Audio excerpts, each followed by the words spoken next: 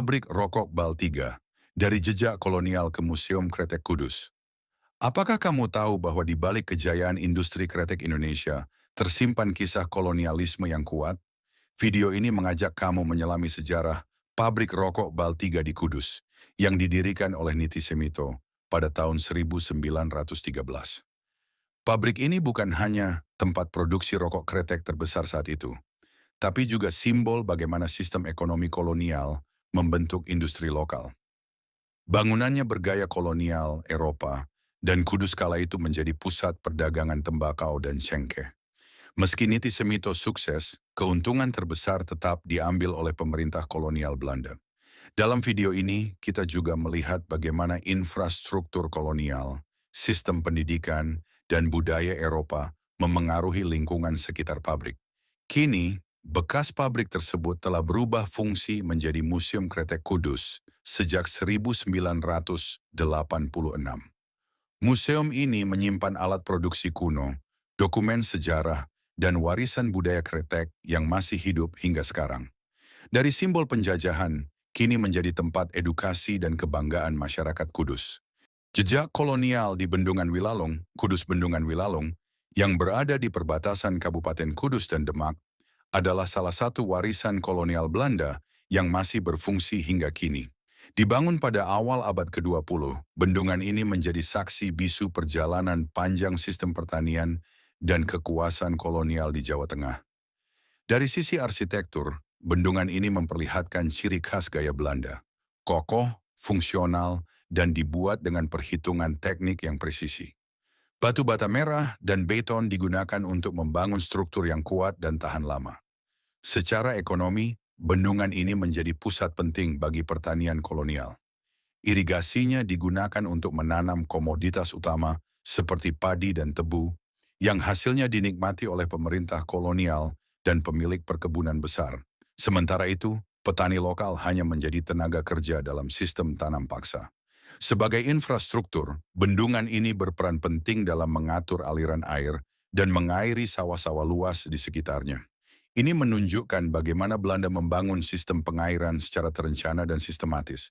Dalam proses pembangunannya, pemerintah kolonial menjalin kerja sama dengan penguasa lokal, seperti bupati atau keraton, baik untuk dukungan administratif maupun untuk meredam perlawanan masyarakat. Ini menjadi bukti adanya kompromi politik antara kolonial dan elit lokal. Meski di sekitar bendungan tidak ada sekolah atau gereja kolonial, kehadiran proyek besar seperti ini seringkali diiringi penyebaran pendidikan ala barat di kota-kota sekitar, seperti Kudus dan Demak. Tujuannya membentuk elit pribumi yang setia pada kolonial. Nama Wilalung tetap digunakan hingga sekarang. Sistem pengairan dari masa kolonial pun masih aktif dan menjadi bagian penting dalam tradisi bertani masyarakat sekitar. Hingga hari ini, Bendungan Wilalung tetap difungsikan sebagai sistem irigasi utama. Meski ada bagian yang diperbarui, struktur aslinya masih terlihat jelas. Lebih dari sekadar bangunan, bendungan ini adalah simbol sejarah kolonialisme dan warisan teknologi masa lalu yang masih memberi manfaat nyata bagi masyarakat. Jejak kolonial di rumah kembar Niti Semito, Kudus. Di sudut kota Kudus yang tenang, berdiri megah sebuah bangunan tua bercat putih gading. Orang menyebutnya rumah kembar. Bangunan ini bukan sekadar rumah, tetapi saksi bisu kejayaan industri rokok kretek dan simbol kuat pengaruh kolonialisme di Tanah Jawa. Rumah ini dimiliki oleh Niti Semito, seorang pengusaha pribumi yang dikenal sebagai Raja Kretek. Pada awal abad ke-20, ia berhasil membangun jaringan industri rokok yang luar biasa, bahkan hingga menembus pasar luar negeri.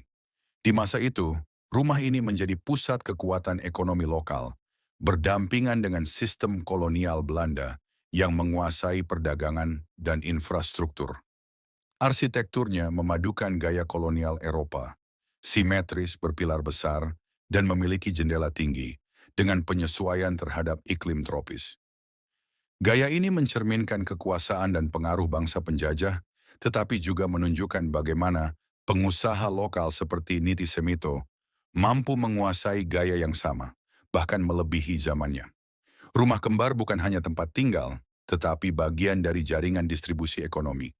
Letaknya yang dekat dengan jalur kereta api menjadikannya strategis dalam pengiriman produk kretek ke berbagai daerah. Industri kretek Kudus tumbuh pesat dan Niti Semito menjadi tokoh penting yang bahkan menjalin relasi dengan pemerintah kolonial. Kini rumah ini masih berdiri kokoh. Meskipun fungsinya telah berubah, rumah kembar tetap menyimpan cerita panjang tentang kekuasaan, perlawanan, dan kolaborasi antara bangsa penjajah dan elit lokal. Beberapa bagian rumah telah direvitalisasi, namun nilai sejarah dan budayanya tetap hidup di tengah masyarakat Kudus.